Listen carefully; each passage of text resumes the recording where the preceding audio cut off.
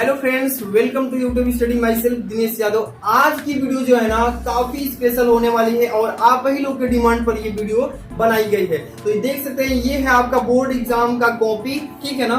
और ये है आपका फिजिक्स का 2022 का पेपर। और बहुत सारे बच्चे बोल रहे थे कि सर फिजिक्स का कॉपी पे हम कैसे अपना आंसर लिखेंगे। तो आज की इस वीडियो में सिखाएंगे कॉपी पे इस पेपर का सलूशन करके कि बोर्ड एग्जाम में आपको कैसे लिखना है ताकि एक भी नंबर न कटे और सभी बच्चे से आप अच्छा स्कोर करें। तो वीडियो को पूरा देखिएगा, लाइक करके चैनल पर नए तो सब्सक्राइब भी कर लीजिए। ये रहा आपका कॉपी और पेपर। देख सकते हैं कि बाबू ये जो है आपका फिजिक्स क्लास 12 का 2022 का 346 GF कोड का पेपर है। और सेम अगर आप बोर्ड एग्जाम 2023 देने वाले हैं ना, यानी कि 2023 का पेपर देने वाले हैं, तो आपका भी पेपर ऐसा ही आएगा। कैसा आएगा क्वेश्चंस आज की इस वीडियो में मालूम चलेगा। एक तो आपको बोर्ड एग्जाम में कॉपी भी सीख जाएंगे कि कैसे लिखना है फिजिक्स का, और इसका सोल्यूशन भी कुछ क्वेश्चंस का कराएंगे। तो वीडियो को लाइक करके अंत तक बने रहिए। चलिए देख सकते हैं, सबसे पहले आपको इंट्रोडक्शन जरूर पढ़ना है पेपर देने से पहले, क्योंकि गलती करते हैं यही बच्चे और लास्ट में उनका नंबर कट जाता है। तो ये जरूरी है। चलिए मैं समझा रहा हूं क्यों जरूरी है। देख सकते हैं समय 3 घंटे 15 मिनट का मिलेगा, ठीक है। आप सब जानते हैं 70 नंबर का फिजिक्स का मतलब आपका पेपर है और 30 नंबर आपका प्रैक्टिकल से मिलेगा, ठीक है। आगे देखिए, नोट प्रारंभ की 15 मिनट परीक्षार्थियों को प्रश्न पत्र पढ़ने के लिए दिया गया है। क्यों? क्योंकि 15 मिनट के अंदर आपको टाइम ऐसा दिया गया है कि आप पेपर को अच्छे से पढ़िएगा कि कौन सा क्वेश्चन ऐसा है जो कि गलती से आ चुका है। 30% सिलेबस रिड्यूस हुआ है, उसमें से तो कहीं नहीं आ गया। कोई पेपर का क्वेश्चन का आंसर मतलब ऑप्शन तो गलती नहीं है, इसलिए 15 मिनट आपको पेपर को अच्छे से पढ़ने के लिए दिया जाता है, ठीक है। अगर गलती है तो आप जो एग्जामिनर है कॉपी मतलब उसमें एग्जाम दिलवा रहा है उससे आप कह सकते हैं। आगे चलिए, निर्देश पढ़ना, इंस्ट्रक्शन इसी को बोलते हैं। सभी प्रश्न करना अनिवार्य, यानी कि सभी प्रश्नों को करना, एक भी क्वेश्चन छोड़ना नहीं इसमें। दूसरा देखिए क्या बोला इसमें कि इस प्रश्न पत्र में 5 खंड हैं। खंड अ, खंड ब, खंड स, खंड द, खंड य, 5 खंड है। 5 खंडों को करना है। तीसरा है खंड अ बहुविकल्पी है अब तथा प्रत्येक प्रश्न 1 नंबर के। मतलब जो पहला खंड है इसमें बहुविकल्पीय क्वेश्चन मिलेंगे और प्रत्येक प्रश्न 1-1 नंबर के मिलेंगे। खंड देखिए इसमें चौथा नंबर खंड ब जो है अति लघु उत्तरीय प्रश्न तथा प्रत्येक प्रश्न 1 नंबर के, ये भी रहेंगे। इसके बाद 5 नंबर खंड स जो है लघु उत्तरीय प्रश्न और 1 प्रकार के प्रश्न रहेंगे, प्रत्येक 2-2 नंबर के रहेंगे। इसके बाद देखिए यहाँ पे 6 नंबर खंड द जो है लघु उत्तरीय प्रश्न और 2 प्रकार के हैं, प्रत्येक प्रश्न मतलब कि इसमें 2-2 रहेंगे, इसमें से केवल एक करना है, 3 अंक के रहेंगे। इतने निर्देश में दिया है। अब यहाँ पर जो 7 नंबर कह रहा है कि खंड य जो है विस्तृत उत्तरीय प्रश्न है और प्रत्येक प्रश्न 5 नंबर के रहेंगे। इस खंड के चारों प्रश्नों में आंतरिक विकल्पों का चयन प्रदान किया गया है, पर ऐसे प्रश्नों में आपको दिए गए विकल्प में केवल एक ही सही होगा। इस तरीके से करना है। और यहाँ से स्टार्ट होता है आपका खंड अ। पहले तो इसको हम पढ़ते हैं, क्वेश्चन क्या कर रहा है। सेक्शन ए का पहला क्वेश्चन है कि क नंबर की श्वेत प्रकाश का प्रिज्म से गुजरने पर किस रंग के प्रकाश का अधिकतम विचलन होता है। आप पढ़े होंगे ना, प्रिज्म से मतलब कि सबसे अधिकतम किसका होता है और सबसे न्यूनतम किसका होता है। पेपर में एक निश्चित है कि हर साल पूछता है इसी क्वेश्चन से कि सबसे पूछेगा कि श्वेत प्रकाश को जब प्रिज्म से गुजारा जाता है तो उसमें सबसे विचलन जो होगा कम किसका होगा, या तो पूछेगा अधिक किसका होगा। तो इसमें पूछ रहा है किस रंग का प्रकाश अधिकतम होगा। अधिकतम पूछेगा तो आप हमेशा याद रखिएगा कि बैगनी होगा, अगर न्यूनतम पूछ देगा तो लाल होगा, ठीक है ना। तो याद रखिएगा, हमेशा पेपर में पूछता है। तो चलिए इसको पहले हम 5 बहुविकल्पी को लगा लेते हैं, इसके बाद कॉपी में बता रहा हूं कि कैसे आपको वो लिखना है। चलिए बहुविकल्पी फटाफट से कर लीजिए। वैद्युत चुंबकीय तरंगे होती हैं, कैसी होती है वैद्युत चुंबकीय जो तरंगे होती है किस तरह की होती हैं, आपको ये बताना है, ठीक है। पहला है अनुदैर्ध्य तरंग, पहला क्या है अनुदैर्ध्य, दूसरा है अनुप्रस्थ तरंग और तीसरा है अनुदैर्ध्य वो अनुप्रस्थ, दोनों कह रहा है इसमें, और चौथा कह रहा है इनमें से कोई नहीं। तो याद रखिएगा कि वैद्युत चुंबकीय तरंगे जो होती है ना अनुप्रस्थ तरंगे होती है। कौन सी, यानी कि दूसरा ऑप्शन जो है ये हो जाएगा इसका करेक्ट आंसर। चलिए अगला क्वेश्चन देख लेते हैं, तो कॉपी में इसको कैसे फिलअप करेंगे, कैसे कॉपी में लिखेंगे वो चीज बताएंगे। इसके बाद तीसरा है न्यूमेरिकल टाइप क्वेश्चन। देखिए कह रहा है इसमें कि एक कुंडली के सिरों के बीच, एक कुंडली है और उसके सिरों के बीच 400 वोल्ट का प्रत्यावर्ती वोल्टेज यानी कि विभवांतर 400 वोल्ट दिया है। आरोपित करने पर 80 मिली एम्पियर की धारा प्रवाहित होती है, यानी करंट कितना चल रहा है उसमें 80 मिली एम्पियर। और कह रहे कुंडली का प्रेरण प्रतिघात पूछा है। बहुत ही सिंपल क्वेश्चन है और इस तरीके का क्वेश्चन आता है बहुविकल्पी में। इसको कैसे करेंगे पहले हल कर लीजिए इसको, तब हम इसका कौन सा ऑप्शन सही है वो देखेंगे। सबसे पहले यहाँ पर देखिए कुंडली के सिरों के बीच विभवांतर दिया है ना 40 वोल्ट दिया है, तो ये किसका मान दिया है सबसे पहले आपको मालूम होना चाहिए किस चीज का मान दिया, तभी आप न्यूमेरिकल कर पाएंगे। यहाँ पर देखिए एक्स यहाँ पर VL का मान दिया, किसका VL, यानी V विभवांतर का मान दिया है, तो यहाँ पे VL लिख सकते हैं। इसका 40 वोल्ट दिया है, 40 वोल्ट इतना लिख लेंगे। इसके बाद देखिए करंट कितना दे रहा है, यानी कि IL इसको बोलेंगे IL का मान कितना है 80 मिली एम्पियर। मिली एम्पियर को देखिए एम्पियर में चेंज करेंगे क्योंकि धारा का मात्रक एम्पियर होता है और मिली एम्पियर में दिया है, इसको मिली एम्पियर को एम्पियर में चेंज करेंगे तो कितना हो जाएगा 80 गुणे 10 की पावर -3 और ये एम्पियर में चेंज हो गया। ठीक है, इसके बाद इसमें पूछा है कि प्रवाहित कुंडली का प्रेरण प्रतिघात पूछा है ना, इसका मतलब पूछा है एक्स और एल का मान पूछा है। ठीक है, इसी का तो फॉर्मूला आप जानते हैं क्या होता है, एक्स एल इक्वल टू होता है VL जो विभवांतर दिया वो और बटा में होता है IL, क्या होता है I और L। ठीक है, ये फॉर्मूला अप्लाई करके फटाक से इसका एक्सएल का मान निकालेंगे, यानी कि किसका प्रेरण प्रतिघात का। चलिए मान रखिए VL का मान 40 वोल्ट दिया है और बटे में कितना दिया है IL का मान कितना है 80 और गुणे 10 की पावर -3। अब क्या करेंगे यहाँ से देखिए एक चीज 40 ऊपर लिखेंगे और 80 है ना, तो इसमें से एक जीरो कटा देंगे तो 2 हो जाएगा पावर इसका माइनस में, 8 गुणे 10 की पावर -2 हो जाएगा ना। अब देखिए 8 5 40 ऊपर कट गया 5 बार और 5 आई गुणे 10 की पावर नीचे जो है इसको ऊपर लेकर जाएंगे तो ये कितना हो जाएगा 10 की पावर 2 हो जाएगा, यानी कि 100 लिख सकते हैं। तो 5 गुणे 100 कितना हो जाएगा 500 ओम हो जाएगा। ठीक है, एक्सएल का मान कितना आ गया 500 ओम। देखिए कौन सा ऑप्शन सही है, यानी कि चौथा ऑप्शन सही है, इसमें चौथा लगा लीजिएगा। ठीक है, इसी तरीके से करना होता है, सिंपल क्वेश्चन होते हैं। यहाँ पे लिखा है घ नंबर कि 0 केल्विन ताप पर शुद्ध अर्धचालक हैं। ये 0 केल्विन है और 0 केल्विन ताप पर कभी भी जब हम किसी शुद्ध अर्धचालक को देखते हैं तो क्या होती है, चालक होती है कि प्रतिरोधक होती हैं कि अति चालक होती हैं कि विद्युत रोधी होती हैं। आप सबको मैं बता दूं कि 0 केल्विन ताप पर जब भी कभी शुद्ध पदार्थ का चालक देखा जाए तो विद्युत रोधी होता है, यानी कि यहाँ पे कौन सा ऑप्शन सही है, यहाँ पे चौथा विद्युत रोधी हो जाएगा। अब इसके बाद यहाँ पे अंग नंबर देखिएगा, निम्नलिखित कण एक ही वेग से गतिमान है। निम्नलिखित कण एक ही वेग से गतिमान है, न्यूनतम डी ब्रोगली तरंग दैर्ध्य वाला कण हो सकता है। देखिए कभी भी जब हम किसी भी धातु के से इलेक्ट्रॉन को उत्सर्जन करते हैं तो उसमें पूछेगा कि न्यूनतम डी ब्रोगली तरंग दैर्ध्य वाला कण कौन सा होता है। तो यहाँ पे प्रोटॉन दिया है, यहाँ पे ड्यूट्रॉन दिया है, यहाँ पे अल्फा कण दिया है, यहाँ पे न्यूट्रॉन दिया है। तो आप समझिए कि कभी भी अगर न्यूनतम डी ब्रोगली तरंग दैर्ध्य वाला कण पूछे ना तो वहां पे अल्फा कण ही है सबसे न्यूनतम वाला। ठीक है, अल्फा कण निकलता है, यहाँ पे हो जाएगा पहला तीसरा ऑप्शन यानी कि अल्फा कण। अब चलिए एक और है इसमें, तब से कॉपी में सिखा रहे हैं कैसे इसको सॉल्व करेंगे। यहाँ पे देखिए संतुलित व्हीट स्टोन ब्रिज की प्रत्येक भुजा तथा धारामापी का प्रतिरोध R ओम है। नगण्य आंतरिक प्रतिरोध वाली बैटरी के सिरों के बीच प्रतिरोध पूछा है ना। चलिए इसको भी कैसे करेंगे फिगर के माध्यम से, देखिए ध्यान से। यहाँ पे सबसे पहले आपको यहाँ पे व्हीट स्टोन ब्रिज का एक भुजा बनाना है। ठीक है, तो ध्यान समझिए, अगर गलती कर देंगे तो आपका जो है ये नहीं आ पाएगा, तो ध्यान से समझिएगा पहले। ठीक है, आराम से समझिए, आराम से बना लीजिएगा इसको। ठीक है, मान लीजिए कि यहाँ पे थोड़ा सा मिस्टेक हुआ है फिगर बनाने में, लेकिन ऐसा ही बनाना है। यहाँ पे देखिए इसका भी मान आ रही है, इसका भी मान आर है, इसका भी मान आर है, इसका भी मान आर है, यानी कह रहा है ना कि धारामापी का प्रतिरोध क्या है R ओम है, मतलब प्रत्येक भुजा का R ओम है ना। नगण्य आंतरिक प्रतिरोध वाली बैटरी के सिरों के बीच प्रतिरोध निकालना है। सबसे पहले देखिए ये वाला जो यहाँ से लेकर के यहाँ तक ये वाली जो लाइन है श्रेणी क्रम में जुड़ा है ना, तो यहाँ पे लिख सकते हैं कि श्रेणी क्रम में निकालने के लिए R1 बराबर, तो यहाँ पर देखिए R1 ही मान लेते हैं। अब R1 प्लस R2, ये R1 और प्लस R2 कितना हो जाएगा, तो इसको R1 दिया है तो R1 की जगह R ही रखेंगे। चलिए R1 बराबर R1 की जगह कितना है R है, प्लस R2 की जगह भी R है, कितना हो जाएगा R1 बराबर 2R हो जाएगा ना, R 2R। अब इसी तरीके से ये हो गया।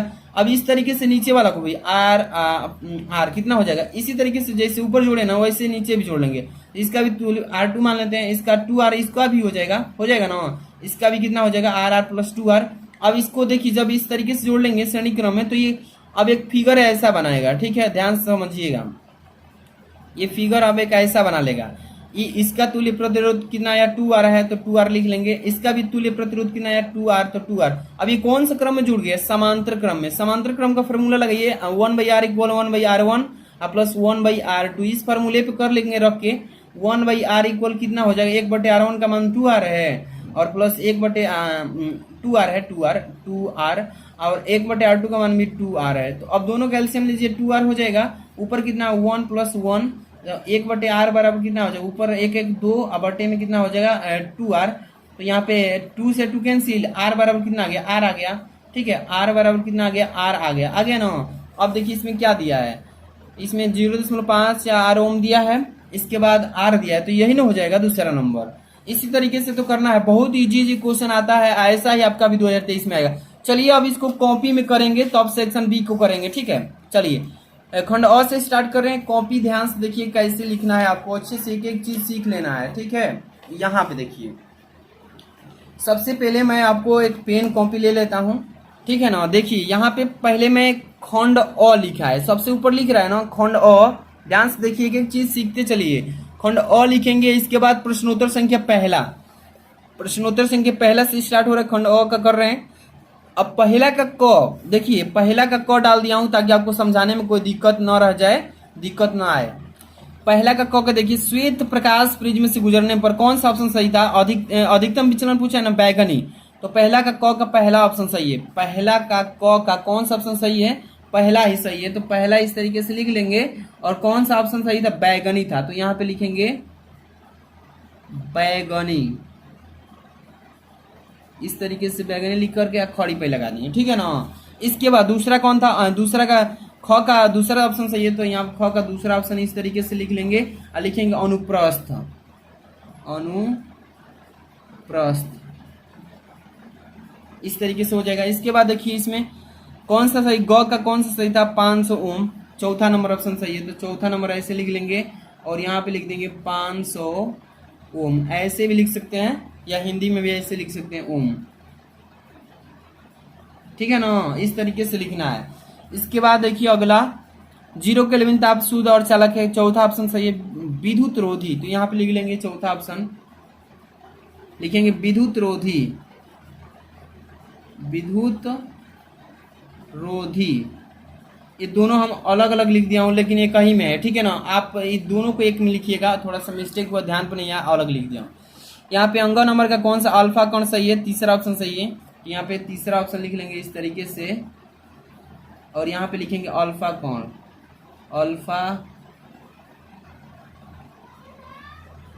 अल्फा इस तरीके से लिख सकते हैं, कण लिख देंगे, ठीक है ना, या यही लिख सकते हैं अल्फा कण केवल लिख सकते हैं। मैं हिंदी में भी लिखा हूँ, इंग्लिश में प्रतीक बनाया हूँ।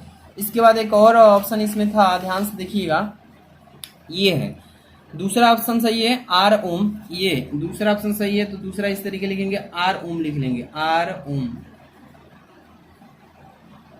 ठीक है ना। पहला का क्वेश्चन का पूरा क्वेश्चन कर लिया ना, 6 ऑप्शन बहुविकल्पी था, ऐसे ही करना है। इसके बाद अब अगला क्वेश्चन देखेंगे और तो आप सिखा रहे हैं कैसे करना है, देखिए ध्यान से। यहां से खंड ब स्टार्ट हो रहा है, ध्यान से देखिएगा, खंड ब, और इसी को इंग्लिश में सेक्शन बी कहते हैं। इंग्लिश वाले बच्चे जो होंगे इंग्लिश में करेंगे, हिंदी वाले हिंदी में। दूसरा का क लिखा है कि प्रकाश वैद्युत प्रभाव में देहली तरंगदैर्ध्य से क्या तात्पर्य है। देहली तरंगदैर्ध्य की परिभाषा पूछा है, 1 नंबर का है, बहुत ही छोटा छोटा आंसर देना होगा पेपर में, ठीक है। तो देखिए देहली तरंगदैर्ध्य कैसे लिखेंगे, सबसे पहले खंड ब लिखेंगे, ठीक है, खंड ब से स्टार्ट कर रहे हैं ना, खंड ब। अब देखिए प्रश्नोत्तर संख्या दूसरा लिखा है ना, दूसरा लिखेंगे और यहाँ से दूसरा का क और देहली तरंगदैर्ध्य यहाँ पे हेडिंग डालेंगे, जैसे मैंने डाला है सेम ऐसे ही आपको भी डालना है, एक भी नंबर नहीं कटेगा आपका, गारंटी दे रहा हूँ। देहली तरंगदैर्ध्य, इसका परिभाषा लिखेंगे हेडिंग डाल के कि किसी धातु पर, देखिए ध्यान समझिएगा, कि जब किसी धातु पर आपतित प्रकाश की तरंगदैर्ध्य का वह अधिकतम मान जिससे तरंग दैर्ध्य का प्रकाश धातु पृष्ठ से प्रकाश इलेक्ट्रॉन उत्सर्जित कर सके उसे ही देहली तरंग दैर्ध्य कहते हैं, यह कहलाता है। ठीक है ना, एक बार फिर से समझिएगा इसको क्या कह रहा है इसमें, इसका देहली तरंग दैर्ध्य का थ्योरी कि किसी धातु पर आपतित प्रकाश, जब हम किसी भी सोडियम पर, एल्यूमिनियम पर, किसी भी धातु पर जब हम प्रकाश को डालते हैं, ठीक है, तो वही कह रहा है किसी धातु पर आपतित प्रकाश मतलब जब डालते हैं तो तरंग दैर्ध्य का वह अधिकतम, जब तरंग आता है ना तो वह अधिकतम मान जिससे तरंग दैर्ध्य का प्रकाश धातु पर पड़ने से उसके पृष्ठ से प्रकाश के वजह से इलेक्ट्रॉन उत्सर्जित हो सके उसी को देहली तरंग दैर्ध्य कहते हैं। अब देखिए इसे लैम्डा नॉट से प्रदर्शित करते हैं, देहली तरंग दैर्ध्य को क्या बोलते हैं, लैम्डा नॉट और से प्रदर्शित करते हैं। इसका फॉर्मूला क्या होता है, lambda not equal to C upon V not. C निर्वात में प्रकाश की चाल है, आवृत्ति है। ठीक है, इस तरीके से आपको अच्छे से लिखना है, समझ में आ रहा है ना। इसके बाद अगला क्वेश्चन आपके सामने है, यहाँ पे देखिए ख नंबर, हाइड्रोजन परमाणु के वर्ण क्रम में कौन सी श्रेणी पराबैंगनी भाग में होती है।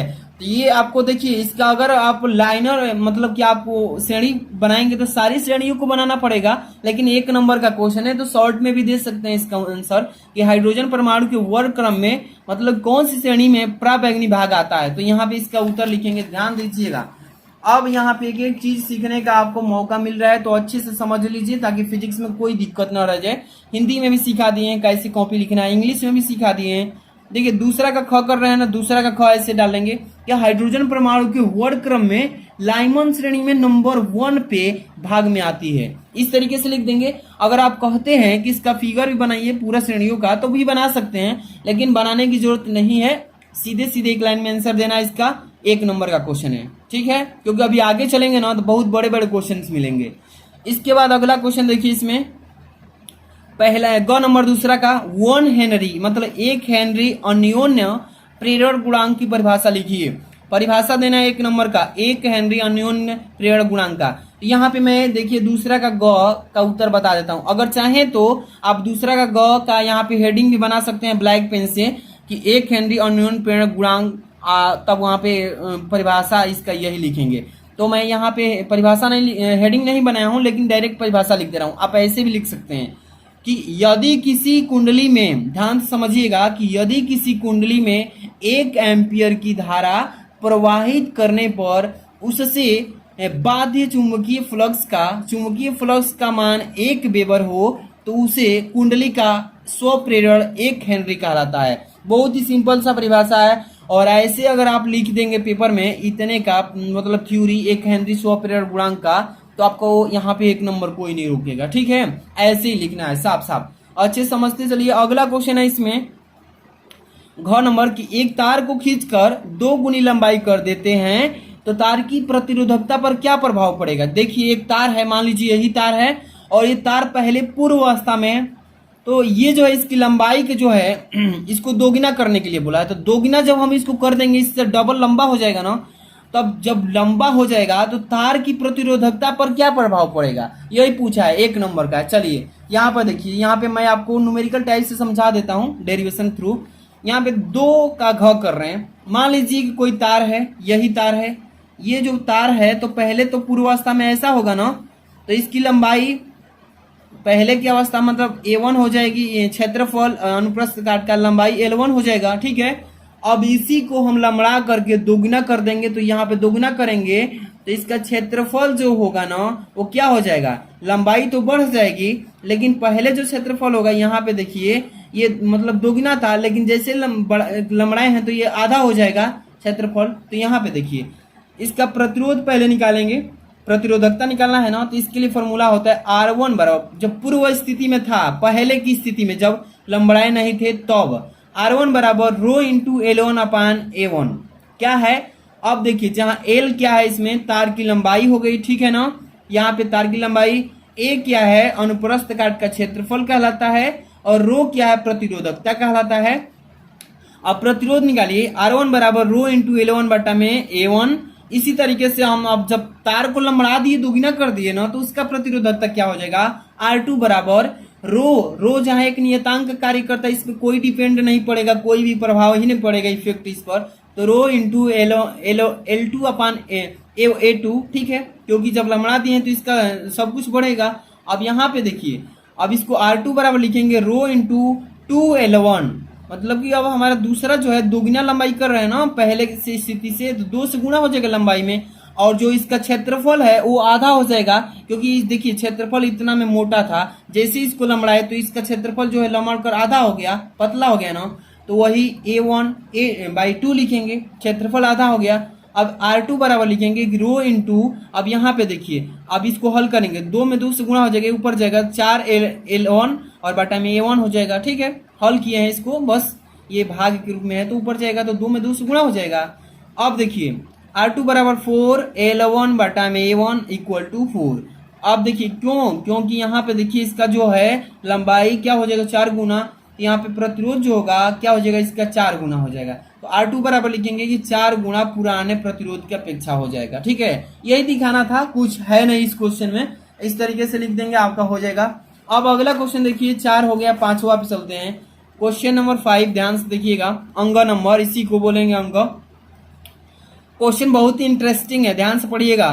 दूसरा का 5 सेंटीमीटर लंबा तार को 2 × 10⁻⁴ टेस्ला के चुंबकीय क्षेत्र में रखा जाता है और 3 मिली एम्पियर की धारा तार में प्रवाहित करने पर तार पर अधिकतम कितना बल आरोपित होगा। ये क्वेश्चन पूछ रहा है ना, ध्यान से देखिए। जब भी आप न्यूमेरिकल लगाइएगा ना तो ध्यान में रखिएगा हमेशा कि न्यूमेरिकल में जो मान दिया है उचित मात्रक में है कि नहीं। अगर नहीं होगा तो उसको हम बदलेंगे उचित मात्रक में, तब उसको फॉर्मूला के अकॉर्डिंग हल करेंगे। चलिए, 5 सेंटीमीटर लंबा तार, लंबाई जो है तार का कितना दिया है, एक लंबा तार है 5 सेंटीमीटर का, तार का लंबाई L बराबर कितना है तो 5 सेंटीमीटर। और हम जानते हैं कि किसी चीज की लंबाई जो होती है मीटर में होती है, क्योंकि लंबाई का मात्रक मीटर होता है। यहाँ पे दिया है L बराबर सेंटीमीटर में, तो इसको मीटर में चेंज कर लीजिए, तो 5 में 100 से भाग होगा, या तो 5 × 10⁻⁻² हो जाएगा, और ये मीटर में चेंज हो गया। समझ में आ रहा है ना। इसके बाद अब यहाँ पे 2 × 10⁻⁴ टेस्ला के चुंबकीय क्षेत्र में रखा जाता है। चुंबकीय क्षेत्र यानी कि B का मान, यहाँ पे B का मान दे दिया है, मान लीजिए कि कितना 2 × 10⁻⁴ टेस्ला, ठीक है, टेस्ला में दिया है। और यहाँ पे 3 मिली एम्पियर में दिया है क्या चीज, धारा। तो धारा I का मान दिया है 3 मिली एम्पियर। तो मिली को हम जानते हैं ना, अभी एक क्वेश्चन आपको बताए थे पीछे, अभी यहाँ पे थोड़ा सा ध्यान दीजिएगा, 1 सेकेंड। यहाँ पे देखिए, यहाँ पे दिया है ना और धारा का मान 80 मिली एम्पियर, तो मिली एम्पियर को किस में बदले थे, अभी एम्पियर में, क्योंकि ये धारा का मात्रक ही होता है एम्पियर, और मिली एम्पियर में दिया है। तो यहाँ पे इसको भी चेंज करेंगे एम्पियर में। तो क्या किए थे हम, 3 × 10⁻⁻3, ठीक है, ये एम्पियर में चेंज हो गया है ना। अब क्या करना है, ध्यान समझिएगा कि धारा तार में प्रवाहित करने पर तार का अधिकतम बल कितना आरोपित होगा। तो बल निकालना है, तो इसके लिए फॉर्मूला होता है क्या, IBL पर फॉर्मूला कर लीजिएगा।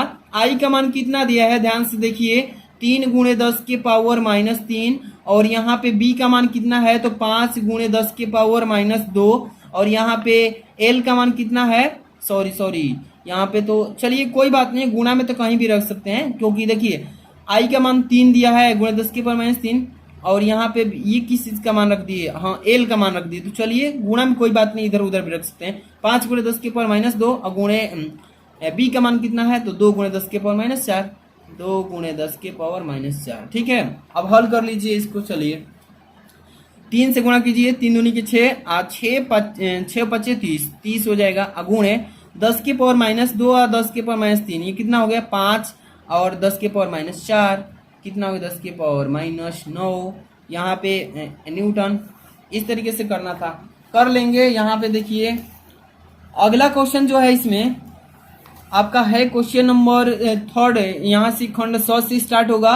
और तीसरा जो क्वेश्चन है इसमें देखिएगा, तीसरा का क, हाइगेंस के तरंग सिद्धांत के प्रकाश के प्रवर्तन की व्याख्या कीजिए। 2 नंबर का, बैंड अंतराल ऊर्जा के आधार पर चालक, विद्युत रोधी तथा अर्धचालक में अंतर, दिए गए वैद्युत परिपथ की सहायता से प्रत्येक संधारित्र का आवेश की गणना कीजिए। बहुत ही सिंपल ये परिपथीय न्यूमेरिकल है। यहाँ पे परावर्तित दूरदर्शी का नामांकित चित्र तो देख लीजिए। आपको मैं सिखा दिया हूं ना कि कैसे कॉपी लिखना है, तो कॉपी लिखने का आप तरीका तो समझ ही गए होंगे कि कैसे एक एक क्वेश्चन को यहाँ पे खंड वाइज करना है तो आप इसी तरीके से सारे खंड को कर सकते हैं। 100 का भी करेंगे इसी तरीके से, और यहाँ से मतलब जितने भी आपके खंड आएंगे पांचों सभी इसी तरीके से करेंगे। अगर आप कहते हैं कि सर इसका फुल सोल्यूशन एक वीडियो में लाइए तो वीडियो को लाइक कर दीजिए, तुरंत चैनल पर नए तो सब्सक्राइब कर लीजिए, क्योंकि लाएंगे जब तभी तो आपके पास जाएगा। तो चैनल को सब्सक्राइब करके बेल आइकन आएगा, ऑल नोटिफिकेशन क्लिक कर लेना। मिलते हैं नेक्स्ट वीडियो में पूरा फुल सोल्यूशन के साथ। Thanks for watching.